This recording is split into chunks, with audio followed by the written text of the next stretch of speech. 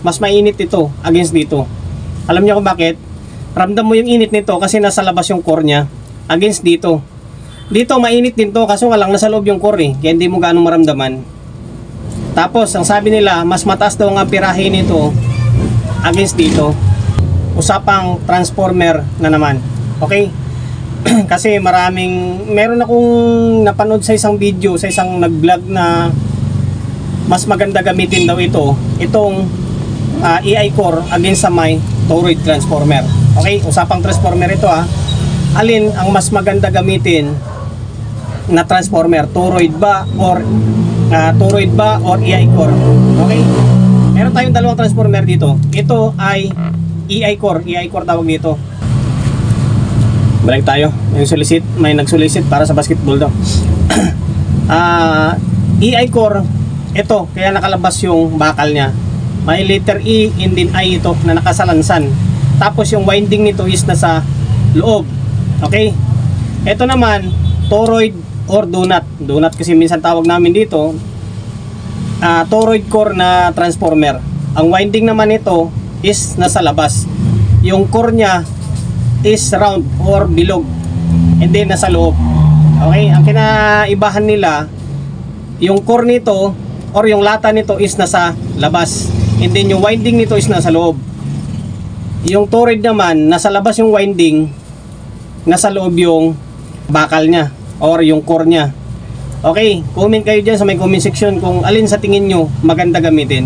Para sa akin kasi halos same lang din naman. Kung mapapansin nyo, kung lagi kayong gumagawa or may mga transformer kayo na ganito, mas mainit ito against dito. Alam niyo kung bakit? Ramdam mo yung init nito kasi nasa labas yung core niya against dito. Dito mainit din to kaso nga lang nasa loob yung core kaya hindi mo gaano maramdaman.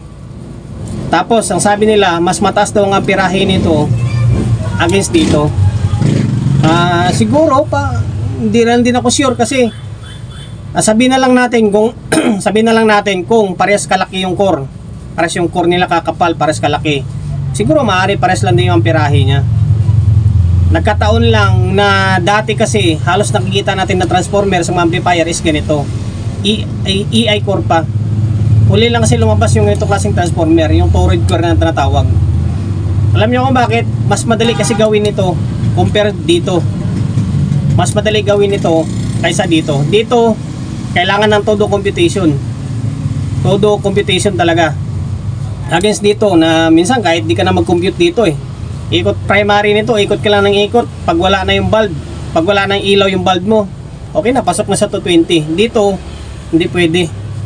Pag salpak mo, maliwanag pa yung ilaw, kahit na sinundan mo yung constant, may ikot pa rin yun, kulang pa rin, maklas ka naman ulit, sabay habol. Ngayon, ang punto, kung alin ang maganda gamitin, para sa akin pares lang talaga. Nakadepende na lang kung saan ang mas mabilis gawin para sa akin. Kung mas mabilis gawin to, dito ako, di ba? Dito ako compare dito. Ba't mag-i-stick ako dito kung mas matagal gawin to, mas mahirap gawin to, di ba? Pero kung sa maganda gamitin, pares lang din naman. Pares lang. Para sa akin pares lang. Walang kiniba. Di ba?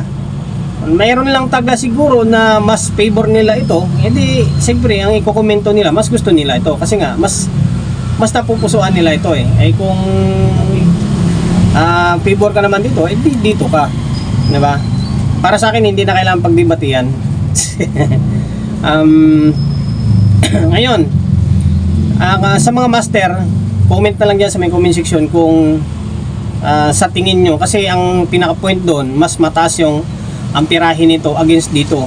Kung sakali para sila kalaki, mas mataas ang amperahe pa nito against dito, di ba? Okay. Sa mga master natin dyan, sa mga magagaling mag-rewind ng transformer or sa mga nagdi-DIY ng mga amplifier na mga biyasa na dyan, sa tingin nyo alin mas maganda gamitin? Ito ba or ito ba? Alin ang mas maganda gawin or alin ang mas madali gawin? Ito bang toroid or ito bang EI core? Okay? Comment nyo dyan sa may comment section, diba? Para kahit pa paano makakuha ng ideya yung mga manunood natin and then yung mga aspiring natin ng mga technician, diba? Or mga customer din na ganun pala yan, diba? Mas maganda pala yung eto against dito. Kasi kung mas maganda ito, di ba't lumabas yung itong unit? Di ba?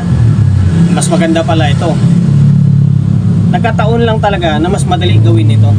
Mas madali gawin ito. Kahit sa makina, mas mabilis gawin ito. Ito, hindi ko pa nakita to na makina yung gumawa. Siguro, walay kasing gawa nito.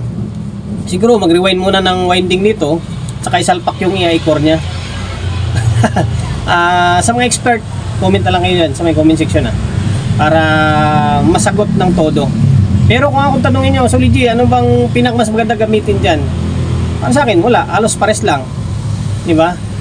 Pero kung sa dali, mas madali gawin, dito na ako. Diba? Kasi may nabibili ng core eh. Ito may nabibili rin naman EI core. May nabibili rin naman na buong toroid na. Ito kasi, paikot ka lang ng paikot. Okay na. Ito naman, mahirap pag mano-manong ikot. Mahirap pag mano-mano. Tapos pag naikot mo na siya, ngayon isasalpak mo yung EI core, mas matrabaho siya or mas mabusisi ang ito gawin kaysa dito. Okay, hanggang dito na lang. Short video lang.